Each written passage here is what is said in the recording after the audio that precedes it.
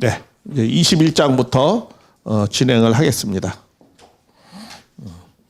21장, 22장은 하나님 나라의 백성들의 삶의 모습을 말씀하는 거예요. 19장, 22장은 하나님 나라가 지상 천일국, 천상 천일국이 어떻게 정착이 되느냐라는 말씀을 했다면은 21장, 22장은 그 천일국에서 백성들의 삶에 대한 내용이 21장, 22장입니다. 저번에도 말씀드렸지만 이 19장부터는 전혀 다른 차원의 본연의 세계에 대한 말씀이라고 그랬어요. 4장부터 18장까지는 탕감복귀에 대한 내용입니다. 왜 탕감복귀에 대한 내용이냐면 다시 오시는 주님을 불신했을 경우에는 탕감복귀를 통해서 사탄을 분립을 하는 것이죠. 그래서 그 사탄을 분립하는 거, 사탄을 멸하고 그리고 메시아를 맞이하여서 메시아를 통해서 지상 천일국, 천상 천일국, 지상의 승리를 기반으로 해서 영계도 해방시키는 천상 천일국. 그러니까 지상 천일국에 대한 내용은 19장에는 아마겟돈 전쟁이 나왔죠. 아마겟돈 전쟁. 그런 전쟁이 나왔으면 여기 20장은 무슨 전쟁이세요? 곡과 마곡의 전쟁. 이런 내용이 해서 영계를 해방시키고 여기 아마겟돈 전쟁을 통해서 지상을 해방시키는 그런 내용입니다. 그리고 이제 이 시간부터는 21장, 22장을 말씀을 드리겠습니다. 21장은 신지로서 19장, 20장이 하나님 나라에 대한 하드웨어라고 한다면은 21장, 22장은 천일국 백성에서 하나님의 백성들이 어떻게 살아야 되는가라는 어떤 소프트웨어 부분과 같은 그런 내용이 되겠습니다. 그래서 이 천일국 백성들은 하늘 부모님에게 직접 주관권을 받고 살아가는 그런 사망과 고통이 없는 그런 삶을 말씀을 하는 겁니다. 자, 새하늘과 새 땅을 보니 이렇게 말씀을 하는 겁니다. 그러니까는 이 새하늘과 새 땅이라는 거는 뭐예요? 이 전제가 있죠. 새하늘과 새 땅에는 그 전에는 그럼 뭐가 있어요? 구하늘 구땅. 그러니까 과거의 옛 시대, 그렇죠? 옛 시대는 처음 하늘, 처음 땅이 없어졌고, 그러니까 옛 시대, 처음 하늘과 처음 땅. 그러니까 이건 옛 시대죠. 옛 시대는 없어지고 새 하늘과 새 땅, 새로운 시대가 전개가 된다. 그래서 바다도 있지 않더라. 그냥 재림 주님을 중심 삼고 선천시대. 선천시대라는 거는 뭐예요? 그러니까 이 처음 하늘과 처음 땅. 이건 뭐야? 이 타락한 세계. 그렇죠? 타락한 세계를 말씀하는 거죠. 타락한 세계가 다 지나가고 이 새하늘과 새 땅은 뭐예요? 이제 본연의 세계. 본연의 세계가 도래하는 것을 말씀하는 거죠. 그래서 타락한 세계가 다 지나고 선천시대, 타락한 세계가 다 지나고 후천시대. 이 증산도에서도 이 후천시대 많이 말씀하잖아요. 후천시대, 개벽 뭐 이런 이 후천시대라는 건 뭐예요? 본연의 세계가 도래하는 것을 말씀하는 거고 이 최재우 선생님도 이런 후천시대를 많이 말씀을 하셨죠. 우리 문 선생님도 2004년도 5월 5일 날 쌍합 10승일이라고 그래가지고 이 후천시대가 도래했음을 선포합니다. 이 쌍합 10승일이라고 그래가지고 2004년도에 5월 5일 날 후천시대가 도래했음을 말씀을 드렸습니다. 그때. 그래서 이제 새하늘과 새 땅이 오는데 거기에서 어떻게 되어지느냐 하면은 또 내가 봄에 거룩한 성 새 예루살렘이 거룩한 성 새 예루살렘 이게 무언가. 그래서 하나님으로부터 하늘에서 내려오는 거예요. 항상 성경에는요, 하나님이 인간을 찾아오는 내용으로 항상 묘사됩니다. 인간이 하나님을 찾아가기보다는 잃어버린 자식을 찾기 위해서 하나님이 인간을 찾아오는 것으로 항상 성경은 그렇게 많이 말씀이 되어져 있습니다. 그래서 여기서도 어떻게 돼요? 하늘에서 내려오는 거예요. 하나님께로부터 하늘에서 내려와요. 그러니까 하나님이 타락한 인간을 찾아오는 거죠. 찾아오는데 거기에 뭐 거룩한 성 새 예루살렘으로 오는 겁니다. 이게 어떤 내용이냐? 이거는 우리 식으로 우리 지금 시대 적용하면 이거는 뭐예요? 예, 참가정을 온다. 요 거룩한 성 새 예루살렘은 이제 그 5절에 9절부터 이거에 대한 내용은 9절에 자세하게 나옵니다. 그때 더 자세하게 말씀을 드리겠습니다. 뭐 실제로 어떤 성이 하늘에서 위에서 이렇게 쑥 내려오는 그런 의미는 아니겠죠, 분명히. 그럼 이게 어떤 의미를 말씀하는가? 이거는 하나님이 인간에게 주실 수 있는 가장 거룩한 건 뭐예요? 하나님이 만든 조직이 있다면 그건 유일하게 뭐밖에 없어요? 가정밖에 없습니다. 아담 해와를 통해서 만들려고 하는 것이 뭐였어요? 가정이었죠. 그러니까 하나님이 만든 조직은 가정밖에 없어요, 사실은. 민족, 국가 조직, 뭐 이런 조직은 다 사람들이 만든 거예요. 종교도 또한 어떻게 보면은 사람이 만든 거죠. 공동체가. 하나님이 만든 건 가정밖에 없습니다, 사실은. 그래서 본연의 세계에서는 하나님으로부터 참가정이 내려오는 거죠. 그래서 신부가 남편을 위해 단장하고 갔더라. 그러면서 또 3절에 내가 들으니 보좌에서 큰 음성이 나를 보라. 하나님의 장막이 뭐야 이제 사람과 함께 해요. 하나님의 장막이 사람과 함께 한다. 그 15장 8절에 보면은 계시록 15장 8절에 보면은 아직까지는 그때는 뭐야 인간들이 하나님의 장막에 들어갈 수가 없었어요. 사람들이 하나님의 장막에 들어갈 수 없었거든요. 그런데 여기서는 뭐예요? 왜 그때는 15장 8절에는 들어갈 수가 없느냐? 이때는 뭐가 안 끝났어요? 아직 대접재앙이 안 끝났어요. 대접재앙은 언제부터 시작돼요? 이거는 16장에 대접재앙이 나오거든요. 그래서 대접재앙이 끝나고 나서 타락한 세계가 다 정리돼야 하나님의 장막에 인간이 함께 하는 거죠. 그때는 인간이 하나님의 장막에 들어갈 수가 없다라고 말씀했어요. 왜? 연기가 아주 가득함으로 장막에. 그거는 뭐예요? 하나님의 성소가 깨끗하지 않기 때문에 사람들이 들어갈 수가 없었다 말씀을 하셨습니다. 근데 16장의 대접재앙이 끝나고 17장, 18장은 대접재앙을 설명하는 거라고 그랬어요. 다 모든 탕감시대, 사탄이 완전히 다 정리되니까 19장부터 쭉 이제 새로운 시대가 나오면서 이 21장, 이 신천 신지에는 하나님의 백성들이 하나님의 장막에 거하는 거예요. 그러니까 처음으로 하나님 장막에 거하는 거죠. 하나님 장막은 어떤 거예요? 하나님의 장막은 이렇게 성소와 지성소로 이렇게 나눠져 있었죠. 근데 이런 장막이 다 걷어지면서 드디어 하나님이 인간과 함께 하는 거죠. 어디에 함께 하는 거예요? 온전한 가정을 만들 때 거기에 이게 장막이죠. 하나님의 장막이죠.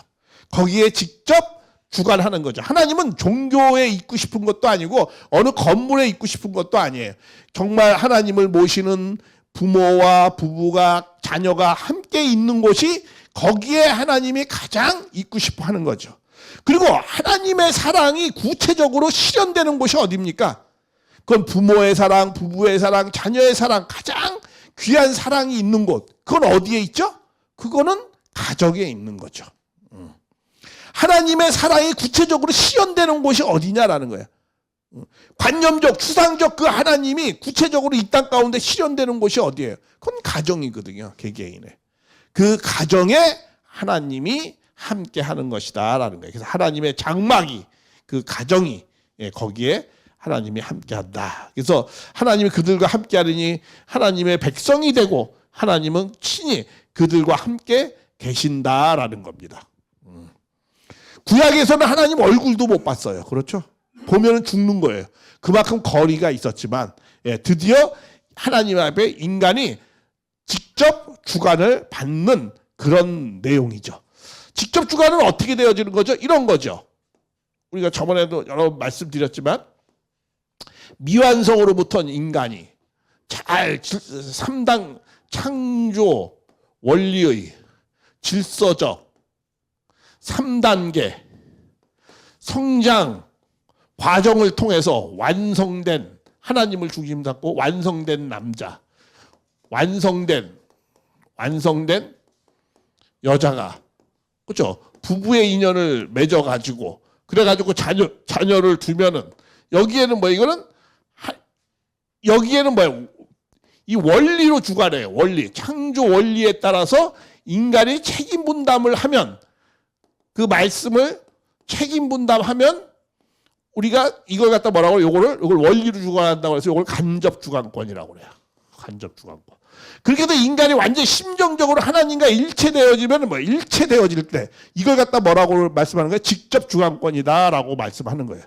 하나님이 동하고 거하는 대로 인간이 동하고 거하고 움직일 때 그럴 때 하나님의 직접 주관권이다라고 말씀하는 거예요. 그러면 그것이 뭐예요? 예수님 말씀처럼 나를 본 자가 하나님을 받고 하나님 봤다. 이렇게 말씀하는 그런 거, 성전에 하나님이 완전히 우리 몸 안에 거하는 거. 이런 거는 직접 주관을 받는 거죠. 근데 하나님이 너 이렇게 해. 율법대로 살아가는 거. 이런 건 간접 주관권이에요. 직접 주관권은 하나님이 내가 완전히 일체될 때 그건 직접 주관권이에요. 그래서 이렇게 하나님이 함께 거한다. 친히 그들과 함께 계신다. 이거 뭐예요? 이건 하나님의 직접 주관권 하에 있는 거를 말씀하는 거예요. 이 간접 주관권은 누가 협조하는 거죠? 천사가 협조하고 뭐 말씀대로 뭐 이렇게 하고 이런 거예요. 그러나 완전히 일체되는 거는 직접 주관권이다라는 거예요. 그래서 인간이 하나님과 일체됨으로 말미암아서 그 뭐예요? 눈물도 없고, 닦아 사망도 없고, 애통하는 것도 없다라는 거예요. 그러니까 죽음도 없어요. 우리는 사람이 돌아가시면 우리는 성화했다고 그래요.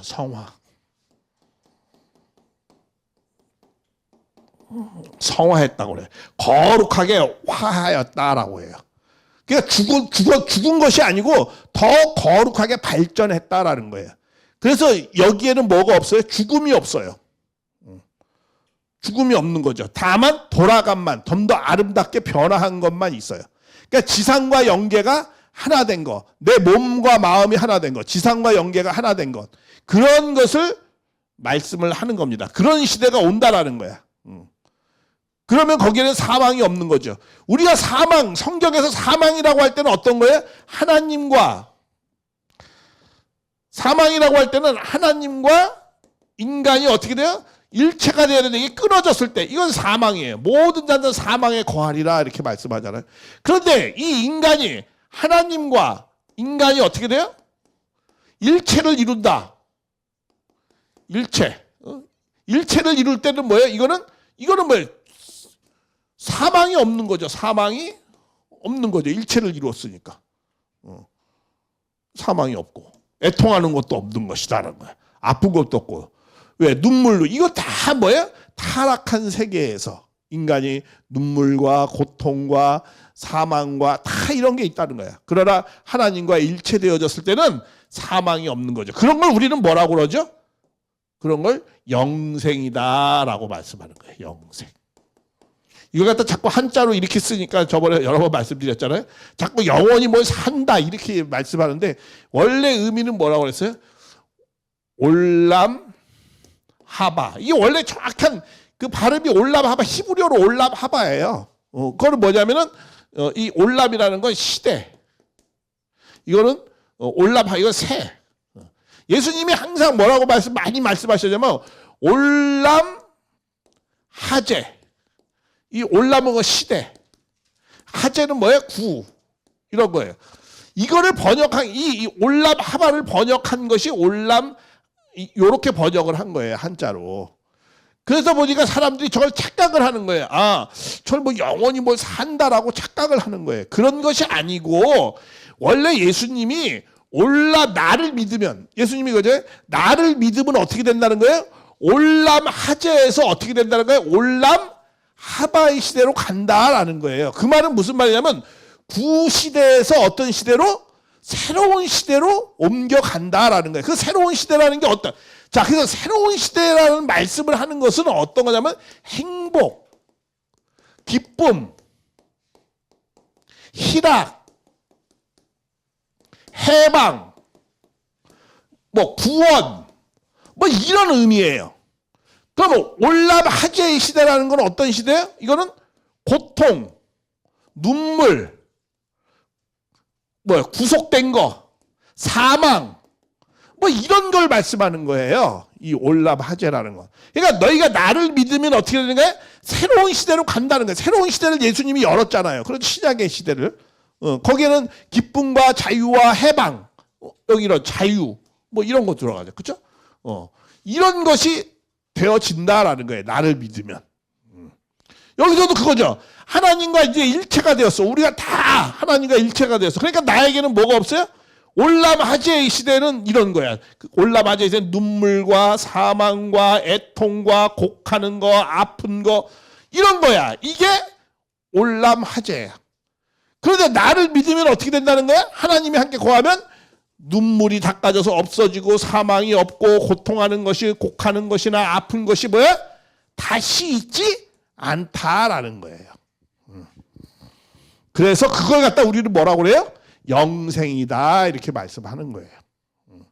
그러니까 근데 이걸 갖다 신천지는 오해를 해가지고 다 이걸 갖다 뭐야? 길게 뭘 영원히 우리 자기 단체에 들어오면 14만 4천 안에 들어가면 죽음이 없고 뭐 애통하는 것이 없더라도 목숨이 길게 산다라고 이렇게 말씀을 하는 거예요. 신천지는. 이거는 뭘 모르는 거예요? 단어에 대한 개념을 모르는 거예요. 항상 그 신앙을 할 때는 이 단어에 대한 개념을 정확히 이해하는 게 굉장히 중요한 겁니다. 그래서 이 단어의 개념의 원 의미가 올람하바다라는 거예요. 그거를 번역을 이렇게 했기 때문에 그런 거예요. 그래서 항상 말씀드리잖아요. 잘못 번역하면 이상하게 된다고. 그래서 번역은 반역된다고. 예, 그래서 이건 그런 의미였다라는 거죠. 그래서 그 사람들은 뭐 다른 거는 다 해석을 막 이거 뭐 상징이다 의미라면 이런 건 또 왜 또 그렇게 내가 신천지하고 같이 이렇게 공부를 해보면은 하여간 상징해야 되는 거는 상징으로 안 풀고 또 실제 해야 되는 건 또 실제로 안 풀고 그러니까 반대로 해 모든 걸. 참 14만 4천은 상징인데 그건 또 실제로 또 풀어. 이것도 상징인데 이것도 또 실제로 또 얘기하고. 야, 하여간 참 그래서 참 답답한 내용이 너무 많습니다. 그래서 예, 그런 의미고. 그래서 예, 보좌에 앉으신 이가 가라사대 보라 내가 만물을 어떻게 한다? 새롭게 한다. 새롭게 한다는 게 뭐야? 새롭게 지어지는 것이 아니고 주권이 바뀌었을 때, 그렇죠? 하나님의 주권으로 바뀔 때. 우리도 광복절 노래 그러죠. 이은상 씨의 뭐 물결이 다시 치고 뭐 바다가 다시 춤을 추고 뭐 이런데 그 전에는 뭐 파도가 없었나? 근데 이제 주권이 바뀌니까 다 좋게 아름답게 보이는 거죠. 여기도 마찬가지죠. 이제 하나님의 주권이 이 땅 가운데 있기 때문에 모든 것이 만물이 새롭게 되고 다 그렇게 된다라는 거예요. 그러면서 이 말씀은 참되니 기록하라. 그리고 또 내가 말씀하시되 또 이렇게 나오죠. 또 내가 말씀하시되 나는 알파 오메가요. 처음과 마지막에 내가 생명수의 샘물을 목마른 자에게 값없이 주리라. 내가 말씀해 이루었도다. 그러니까 이 알파 오메가는 물론 처음과 마지막이다라는 그런 시간선상에서 처음과 마지막이라는 그런 의미도 그렇게 표현되어 있지만 이거는 내적인 의미는 하나님의 어떤 결연한 의지예요. 내가 시작했으면 어떻게 반드시 그렇게 난 한다. 내가 에덴 동산에 정말 기쁨의 세계를 이루려고 하나님이 창조를 기쁨의 세계를 만들었잖아요. 근데 인간이 타락함으로 말미암아서 고통의 세계가 됐잖아요. 그렇지만 나는 반드시 그런 기쁨의 에덴의 본연의 세계를 반드시 이루시겠다. 하나님의 말씀대로 이루시겠다라는 그런 의미로서 알파 오메가 처음과 마지막이요 이렇게 말씀을 하는 겁니다. 그래서 이것은 하나님의 결연한 의지를 말씀하는 거예요. 그래서 이기는 자는 이것을 상속으로 받아요. 이기는 자예요. 성경에는 이긴 자라는 말은 있어요 없어요? 없어요. 이긴 자라는 말. 이건 완료형이잖아. 그렇죠? 이기는 자라고 항상 나와서 이기는 자는 어떻게 된다? 이것들을 상속으로 받으리라. 이거 봐. 미래형이에요. 미래형 다. 나는 그의 하나님들 그는 내 아들이 되래. 이기면은 너희가 정말 이 세상의 그런 권력과 이 세상의 힘의 세계 이런 핍박과 이런 세계에서 너희가 신앙을 잘 지켜서 잘 승리하면 이렇게 하나님의 자녀가 될 것이다 이런 거예요. 그러니까 이건 미래의 말씀이에요. 이긴 자 완료라는 완료의 개념으로 쓰지 않았어요. 근데 자꾸 뭐 신천지는 뭐 이긴 자가 뭐 누구다 그런 말은 성경에 없습니다. 그러니까 성경을 자꾸 이렇게 왜곡을 하는 경우가 많이 있습니다. 그래서 그러나 두려워하는 자들, 믿지 아니하는 자들, 흉악한 자들 이러이러한 사람들은 둘째 사망에 거한다. 이게 무슨 말이에요? 두려워하는 자들, 믿지 않는 자들, 흉악한 자들, 음행한 자들 이런 사람들은 거짓말하고 우상 숭배하고 이런 사람들은 뭐 불과 유황으로 타는 것들 이들이 뭐야? 둘째 사망에 관. 둘째 사망이 뭡니까? 첫째 사망은 뭐죠? 첫째 사망은 아담으로부터의 다 사망이에요. 둘째 사망은 뭐예요? 재림 주님이 오셨을 때 불신하면 무슨 사망이 된다는 거예요? 불신하면 이거는 둘째 사망이 된다라는 거예요. 마지막 사망, 둘째 사망이 된다라는 겁니다. 그래서 좀 이렇게 뭐라 그럴까 좀 공포심을 조장하는 말을 한다면 우리 참부모님을 부정하고 이 말씀을 부정하면 어떻게 된다는 거야? 둘째 사망에 거하게 된다라는 거예요. 오시는 주님을 부정하게 되면. 그러니까 오시는 주님이라는 건 뭐야? 다시 오시는 주님이 원리의 말씀을 잘 했는데 그 진리의 말씀을 부정하게 되면 길이 있어요, 없어요? 없는 거예요. 그러니까 둘째 사망에 거하는 거예요. 그래서 제가 여기서 수요일마다 강의를 하고 있잖아요. 창조 목적, 창조 원리, 뭐 두세 개의 삶, 타락론, 부활론, 예정론, 예수님의 십자가의 구원과 재림의 목적, 그 다음에 이후에 또 역사 지금 이제 시제부터 하고 있죠. 이런 내용들은 잘 생각해야 돼. 이거는 성경이라는 걸 빌려서 하나님의 원리를 말씀하는 거예요. 우리는 성경에 갇혀 있는 사람들이 아닙니다. 예수님이 복음을 전했잖아요. 구약을 전하지 않은 건 아니에요. 구약에 말씀을 했지만 구약에 갇혀 있는 것이 아니에요. 마찬가지예요. 구약 신약을 우리가 전하지만 우린 구약 신약을 제일 잘 알죠. 우리가 진짜 제일 잘 아는 사람들이에요. 왜? 정확한 말씀이니까. 우린 진리를 전하거든요. 진리의 속성이 뭐가 있어요? 세 가지의 속성이 있다고 그랬죠. 진리의 속성은. 첫째, 정확해야 돼. 첫째, 진리는요. 저는 성경 공부하는 게 아니에요. 저는 진리, 원리를 전하는 거예요. 진리, 원리는 세 가지 특성이 있어요. 첫째, 아까 정확해야 돼요. 둘째, 보편적이어야 돼요.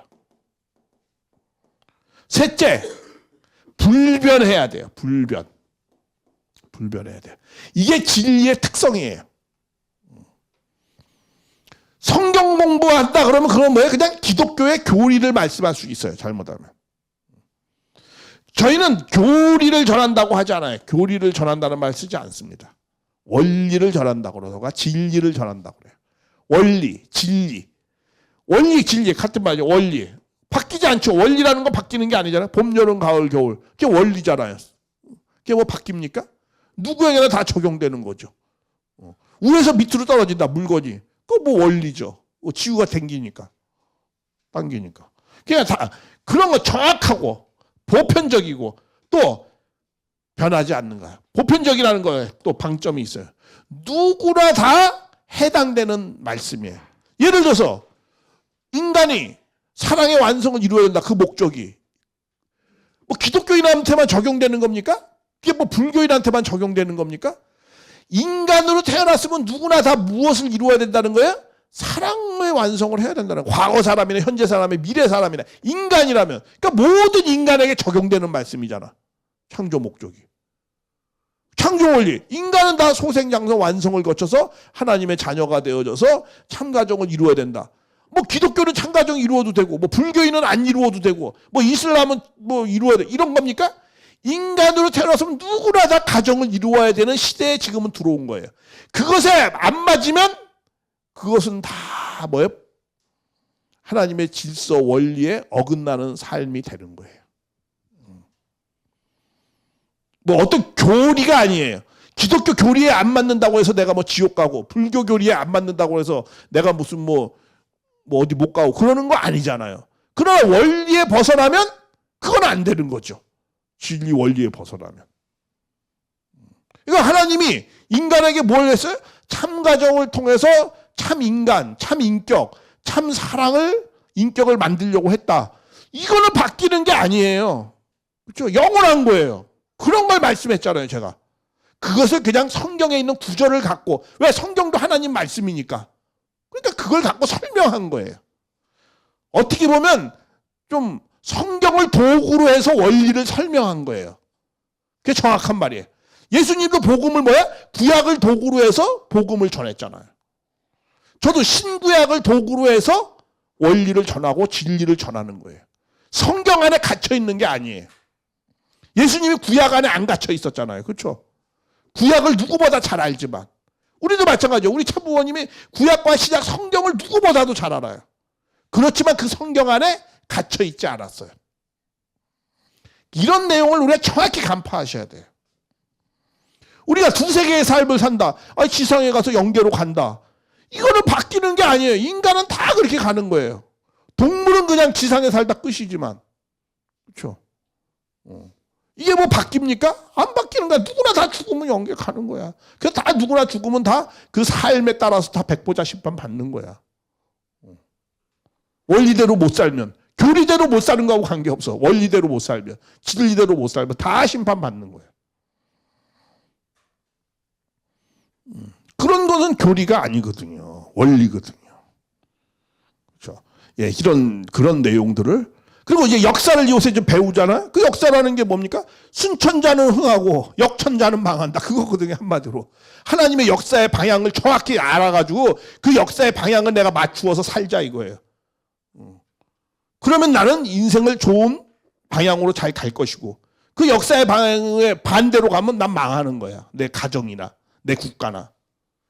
북한이 그렇게 됐잖아요. 역천을 가는 바람에 아주 뭐 그냥 완전히 저런 나라가 돼버렸잖아요. 그러니까 그 역사의 방향을 잘 알아가지고 그게 뭐예요? 그게 하나님의 천운의 운세고 하나님의 천리의 법칙이거든요. 그런 걸 잘 알아야 된다는 거예요. 과거에 하나님이 역사했었던 아담 가정, 노아 가정, 아브라함 가정의 역사했었고, 이스라엘 민족의 역사했었고, 그런 내용들을 하나님의 발자취잖아. 그렇죠? 그러한 발자취를 보면서 하나님이 이러한 식으로 하나님이 나 개인과 가정과 국가와 세계를 이런 식으로 역사를 하는구나. 그런 것을 배우는 거예요. 그게 하나님의 계시예요. 그렇죠? 그걸 보고 내가 미래에 그 계시를 잘 깨달아서 똑바로 살아가야 되죠.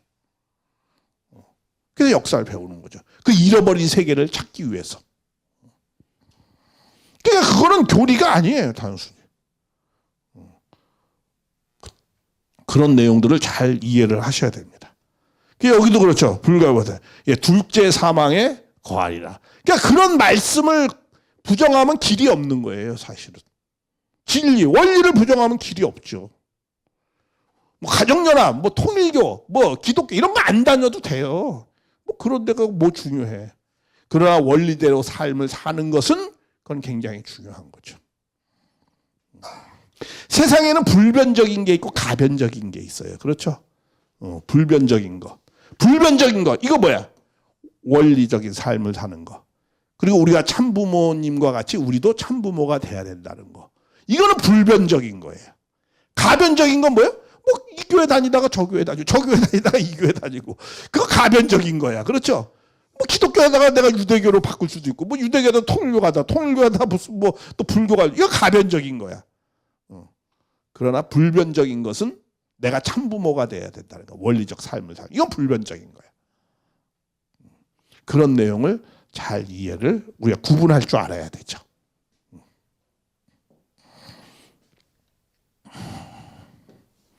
그래서 우리가 둘째 사망에 거하는 자가 되지 말자라. 둘째 사망에 거하지 않는 방법은 뭐라고 그랬어요? 딱 세 가지를 이루면 돼요.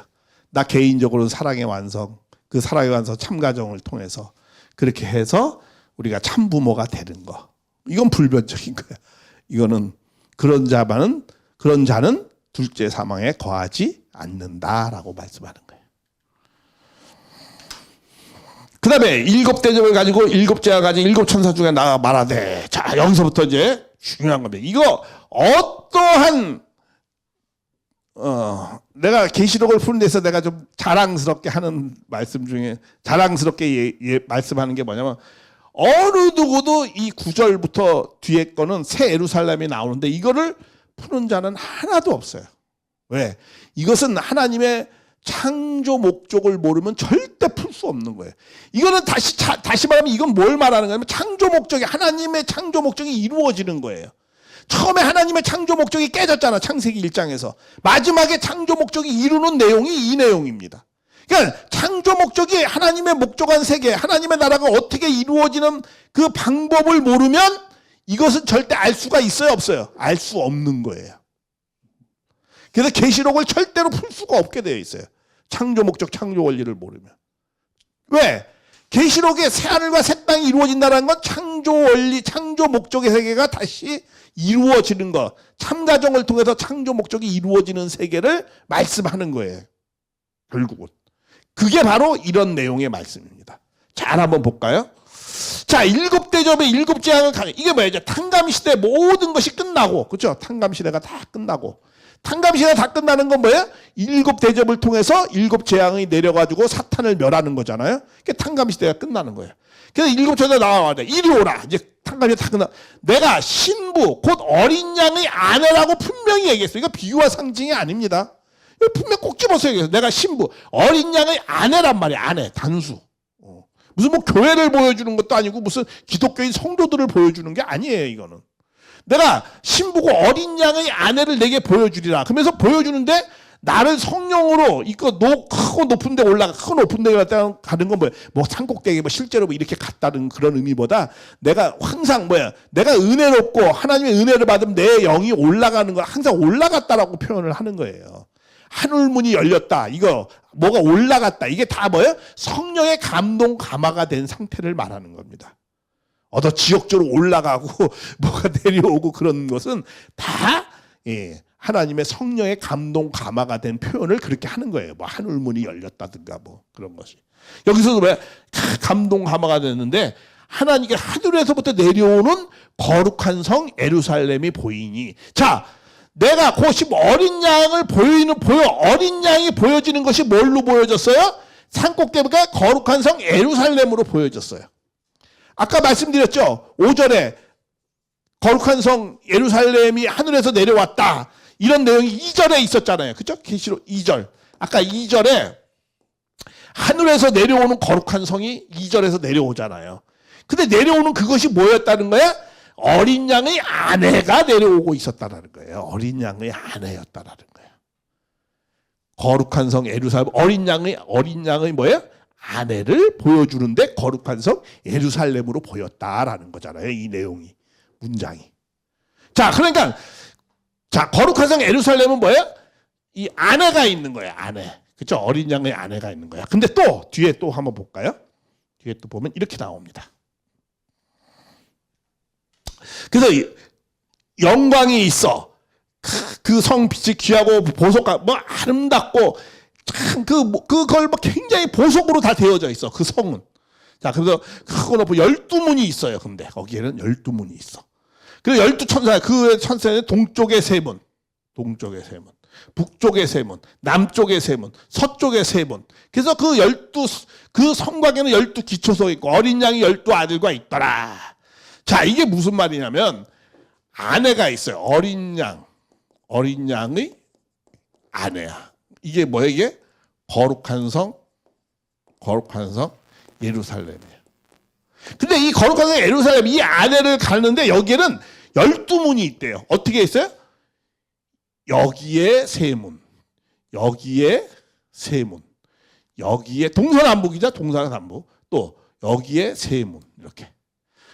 여기에 세 문, 여기에 세 문, 여기에 세 문, 여기에 세 문. 이게 뭐야? 12문이 12문을 통과하면은 어린 양의 거룩한 성에 들어간다는 거야. 이게 무슨 말이냐면 이런 거죠. 다시 말하면 참부모를 중심 삼고, 여기 지금 참부모에 부자는 안 나왔어요. 모자 안에는 나와 있어요. 안에는. 자, 근데 뒤에 뭐야? 자, 여기 동쪽, 서쪽, 남쪽, 북쪽이에요. 북쪽이에요. 근데 이게 뭐야? 세 문씩 이렇게 있대. 세 문씩. 세 문씩. 이게 12진주문이야. 12진주. 진주문의 진짜 문이야. 이게 무슨 문이야? 다 이거 사랑의 문을 얘기하는 거야. 사랑의 문. 이게 무슨 말이냐면 참부모가 나를 놓고 보면은, 자, 나라는 존재가 참부모, 그 다음에 하늘 부모 다 같은 거죠. 세 가지의 이걸 문을 통과해야 된다는 게 뭐예요? 사랑의 문을 통과해야 된다는 게 무슨 말이에요? 나를 기준으로 해서 부모, 그 다음에 내 아내, 그 다음에 내 뭐야? 자녀. 이 세 대상하고 뭐야? 3대상이잖아. 그래서 나를 기준으로 하나님, 내 아내, 내 자녀. 이 세 대상하고 뭐야? 그 사랑의 문을 통과해야 된다는 거예요. 사랑의 관계를 잘 맺어야 된다는 거예요. 또 내 아내도 아내를 중심 잡고 하나님과 본인도 하나님, 그 다음에 나 남편과, 그 다음에 또 누구야? 자녀와 사랑의 문, 3대상과 뭐야? 사랑의 문을 잘 관계를 맺어야 된다는 거예요. 자녀도 아버지와, 그쵸? 어머니와 또 하나님과 잘 사랑의 관계를 맺어야 된다는 거야. 또 하나님도 아담과 헤아와 자녀와 3대상과 사랑의 관계를 잘 맺어야 돼. 그 각각의 위, 4개의 위잖아. 그죠? 4개 동서남, 4개의 위를 중심 삼고 사위 기대라고 그러는 거야, 이걸. 사위 기대를 중심 삼고 3대상끼리, 각각의 3대상이 사랑의 관계를 잘 맺어서 12대상 목적을 이루어야 된다. 그러니까 12대상이 뭐야? 여기 나오죠. 그래서 사위 기대를 조성해서 4개의 위, 동서남, 사위 기대를 조성해서 12대상 목적이라는 게 뭐야, 이게? 3대상, 3의 대상이 있잖아요, 각각의. 그 대상과 그 대상과 뭐야? 사랑의 목적을 이루어야 돼. 사랑의 목적을 이루어서 선의 전통을 이루어 나가는 것이다 라는 거야. 이게 바로 뭐야? 우리 창조 원리 처음 부분에 뭐라고 그랬어요? 참가정을 중심 삼고 사위기대를 조속해서 12대상 사랑의 목적, 창조 목적을 이룰 때 뭐야? 영원한 선의 내용을 이룬다. 이렇게 말씀을 하고 있어요. 그게 지금 21장 9절부터 새 예루살렘, 하늘에서부터 내려오는 새 예루살렘을 이루는 걸 말씀을 하는 겁니다. 그래서 요 뒤에 이런 말씀이 또 있어요. 자, 그래서 내가 말하는 그가 그 성과 성들과 측량하되 금갈대를 가졌다. 이게 뭐예요? 그렇게 측량된다라는 게 그걸 이루는 걸 말하는 거죠. 그래서 그 성은 내모가 반듯하게 이룬다는 거예요. 이게 뭐예요? 정확하게. 그래서 넓이와 같은 자로 측량하되 12,000 스타디온이고 뭐 엄청나게 넓은 걸 말하는 거예요. 측량함에 140규빗이고 뭐 성과 벽은 쌓았고 그 성은 뭐야? 정금인데 맑은 유리 같더라. 깨끗하고 뭐 투명하고 다 그런 거야. 이게 뭐야? 다 아름다운 거죠. 아니 뭐 하나님의 아름다운 문이 뭐 문이 아름답겠어요? 뭐 하나님의 보석이 아름다운 겁니까? 하나님한테는 뭐가 아름다운 거죠? 인간의 사랑의 마음이 아름다운 거죠. 그렇죠? 하나님 무슨 보석이 아름답고 다이아몬드가 아름답고 그런 거 있어요? 이건 다 뭐예요? 사랑의 아름다움을 표현하는 거죠. 그렇게 해서 이루어지면은데 근데 재밌는 게 있어요. 그래서 보면은 이렇게 나와요. 자, 또 뭐 5째 문은 이렇고 6째 문은 7째 문, 쭉 12문이 다 자수정 같고 다 아름답다는 거야. 그렇게 다 아름다운데 그 12문은 12진주문이니 뭐 그러면 각각 진주로 되어 있고 뭐 그렇게 아름다운 거야. 그렇죠? 사랑이 아름다운 거죠. 본연의 세계에서 사랑의 관계를 맺을 때. 그런데 자, 그렇게 해서 이제 통과를 했어. 아까도 얘기했잖아요. 여기 아내가 있었다고 그랬잖아요. 근데 이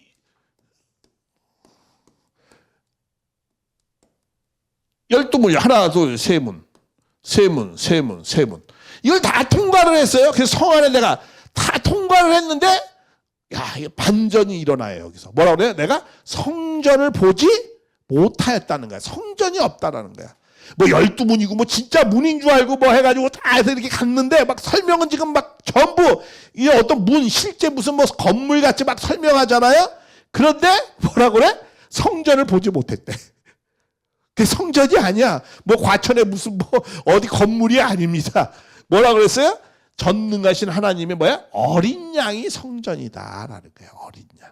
그러니까 여기 어린 양이 있고 어린 양의 아내가 있는 곳이 성전이에요. 그러니까 우리가 12대상 사랑의 목적을 이루면 나는 뭐야? 어린 양과 아내가 있게 된다. 이것이 뭐야? 이게 참 부모가 된다라는 거예요. 참 부모. 사랑의 12진주문을 다 이루면 나는 뭐가 된다라는 거야? 성전이 하나님의 성전. 그죠? 이 성전에는 어린 양도 있고 또 누구도 있어요? 아내도 있었잖아요. 맨 처음에 아내. 그렇죠? 아내와 어린 양이 있는 거예요. 성전은. 근데 아내와 어린 양이 있는 그 성전을 내가 통과하려면 뭐예요? 12진주문을 통과해야 된다는 거야. 12진주문이라는 게 뭐예요? 각각 위치에서 세 개의 아름다운 사랑의 문, 3대상 목적을 이루어야 된다라는 거야. 그것을 이룰 때 그것이 진정한 새 예루살렘이다라는 거예요. 하늘에서 우리에게 주는 새 예루살렘이라는 건 뭘 준다는 거예요? 참 가정을 이루어라라는 거예요. 참 부모가 되어서. 그걸 말씀하는 거죠. 그러니까 이거를 무슨 뭐 실제 건물같이 막 얘기하고 다 엉터리예요. 건물이 아닙니다.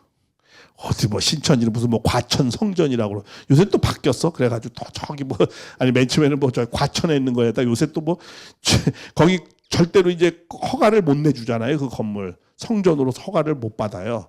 그 애들 불법으로 다 하다가 걸린 거거든요. 왜냐면 그게 막 1000명이 집회하는 위에 스프링클러랑 소방시설이 다 되어 있어야 돼. 근데 그게 안 되어 있으면 막 그렇게 한 거야. 근데 그거를 다시 과천에서 다시 집회 교회를 하려면 어떻게 해야 돼? 두 가지 문제가 해결돼. 하나는 법적으로 취소받았잖아요. 문고부에서 법적 회복을 다시 해야 돼. 교회 등록으로. 근데 그거 안 해주거든. 또 두 번째는 그 건물 자체가 뭐야? 소방시설이 안 되어 있는 거야. 그 많은 사람들이 집회할 수 있려면 그 소방시설 얼마나 까다로운데. 근데 그거를 만들려면 그 6호화 백화점 밑에부터 전부 다 뜯어 고쳐야 돼.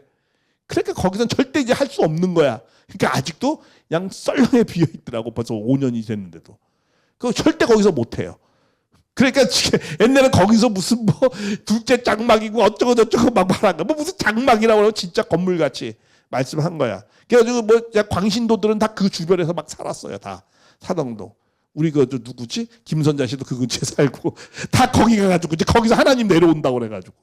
근데 그거 이제 절대 안 되거든. 그 건물 못 쓰거든. 그러니까 요새 또 어디? 저기 가평의 별장 거기로 내려온대 또. 요새 말이 좀 바뀌었더라고. 그래서 내가 우스갯소리로 했죠. 아유 내려오려면 그런 작은 집 화장실 같은 데 내려와. 우리 같이 큰 건물에 내려오지. 하나님이 내려올 데가 없어 그 화장실 같은 데서 내려오냐고. 내가 우스갯소리를 했지. 약간 조롱 섞인 소리로. 그러니까 말도 안 되는 짓을 하고 있어요. 야, 근데 얼마나 이게 현대인들이 무지해요. 똑똑한 것 같아도 그걸 또 그냥 믿고 그냥 10여 명이 믿고 그 짓을 해요. 자, 봐요. 분명히 그냥 성전이 건물이 아니에요. 하나님이 새 예루살렘 내려주는 우리에게 장막을 내려주는 그 장막은 건물이 아닙니다. 뭐가라고요? 우리가 참 가정을 이루어서 우리가 뭐가 되는 거라고요? 참 부모가 되는 것이 하나님의 성전이고 거기에 영원히 하나님이 거하는 거예요. 하나님 무슨 뭐 건물에 거합니까? 하나님이 있고 싶은 데가 어디에 있고 싶죠? 우리 안에 우리 마음에 거하고 싶은 것이지 무슨 건물에 거하려고 합니까? 참 답답해요. 그래서 하나님은 그런 것이 아니고 하나님의 집은 우리예요. 우리. 그죠? 각자. 그런데 참 그런 거 보면 힌두교가 아직까지도 수준이 더 높아. 힌두 나마스테. 뭐라 그래요? 내 안에 있는 하나님에게 인사하는 거예요. 그 사람들은 나마스테. 그렇죠? 내 안에 뭐가 있다고요? 하나님이 있다는 거예요. 그러니까 나한테 이렇게 인사하기보다 내 안에 있는 하나님한테 인사하는 거예요. 그러니까 그만큼 너도 그런 사람이 돼서 그렇게 인사받을 수 있는 사람이 되라는 거죠. 네 안에 하나님이 있으니까. 바울도 그랬잖아요. 하나님이 성령이 네 안에 있는 줄 모르느냐 이렇게 얘기하잖아요. 바울만 해도 벌써 이제 하나님이 자기 안에 있는 줄 아는 거야. 예수님도 마찬가지고. 그런 내용을 그러니까 우리가 좀 이렇게 성숙한 좀 신앙을 좀 이제 했으면 좋겠어요. 21세기가 되었는데. 무슨 건물에 뭐 어디 몰려가고 그냥 후닥거리고 그런 거 좀 안 했으면 좋겠어.